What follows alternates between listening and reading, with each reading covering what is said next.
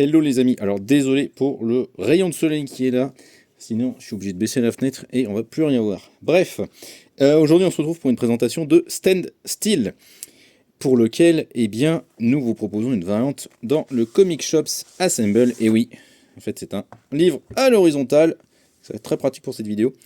Et dans le cadre du Comic Shops Assemble, nous vous proposons un fourreau pour pouvoir le ranger facilement dans votre bibliothèque comme n'importe quel livre à la verticale.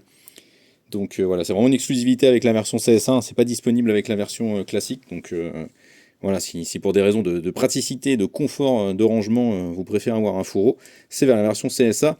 Et cette très très belle couverture signée Dave Johnson, dessinateur des covers de 100 Bullets. Et voilà, elle est super belle.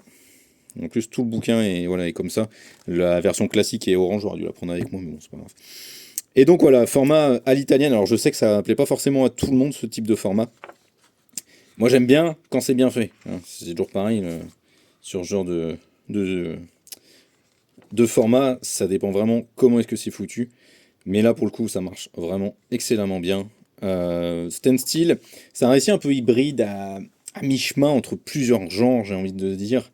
Un peu SF, beaucoup de thriller, récit d'action par moment, un peu paranoïaque, et puis limite buddy movie sur la fin. C'est un récit qui mute énormément, euh, et dans lequel on va suivre donc ce personnage-là, vous voyez, ce type, qui s'appelle Riker, et qui est un sociopathe fini, qui a un dispositif. Alors est-ce que je vais réussir à le retrouver?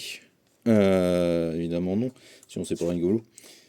Et en fait, il a volé un dispositif au gouvernement, qui est une espèce d'arme secrète, hein. On va pas se mentir. Voilà, c'est ce truc-là, ce boui-boui, là, ce petit machin, là. Vous voyez, le petit truc qu'elle a.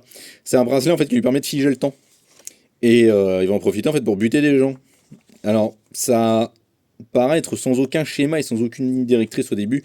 Évidemment, il y en a un, on apprendra plus tard ce que c'est, et quelle est la véritable raison de ce qu'il fait. Mais voilà, il y a une espèce de mystère qui se met en place, et à côté de ça, donc il l'a volé au gouvernement. Le gouvernement n'est pas forcément très très content. Et puis surtout, on a l'ingénieur en fait qui a inventé ce dispositif, qui est juste là, le blondinet, quelqu'un de absolument pas sûr de lui, qui s'appelle Colin, et qui donc a fabriqué ce dispositif, et qui se rend compte que ce dispositif-là est utilisé pour commettre des choses de manière complètement aléatoire. Voilà, vous voyez des meurtres à Karachi, des bijoux qui sont volés, des restaurants qui sont brûlés, enfin plein de choses complètement bizarres et random. Et donc, il va chercher à enquêter un petit peu là-dessus, à découvrir qui est Riker, et qu'est-ce qu'il veut, et qu'est-ce qu'il veut faire avec ce dispositif. Donc voilà, ça fait partie un petit peu du mystère. Ce mystère va être résolu en fait dès la moitié du récit. Donc déjà un truc un peu surprenant. Et à partir de ce moment-là, le récit mute, le récit se transforme. Je ne vais pas vous donner les indications du pourquoi, du comment. Et donc voilà, vous voyez, enfin, voilà, je sais que l'horizontalité ça dérange, mais je trouve que pour des scènes comme ça, par exemple, c'est vraiment incroyable. Le panoramique est juste complètement dingo. Et franchement, Andrew Robinson, le dessinateur de cette première partie, fait un taf incroyable. On se croirait vraiment au cinéma devant un gros film d'action, blockbuster en cinémascope. Et donc ça marche vraiment, vraiment de ouf. Il y a un changement qui s'opère donc à la moitié du récit, au milieu en fait du quatrième chapitre. On change de dessinateur. On change de dessinateur, ça devient quelqu'un d'autre, c'est, j'ai encore bouffé son nom, Alex Riegel, qui prend la suite des dessins d'Andrew Robinson, et le style, vous le verrez, est différent, ça saute vraiment d'une page à l'autre. Hein.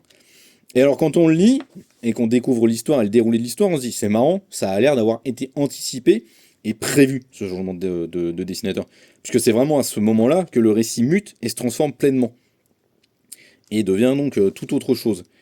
Et en fait, quand on lit la postface de Lilo Fridge, qui est à la base un coloriste et ici le scénariste de Stand Still, on se rend compte qu'en fait pas du tout.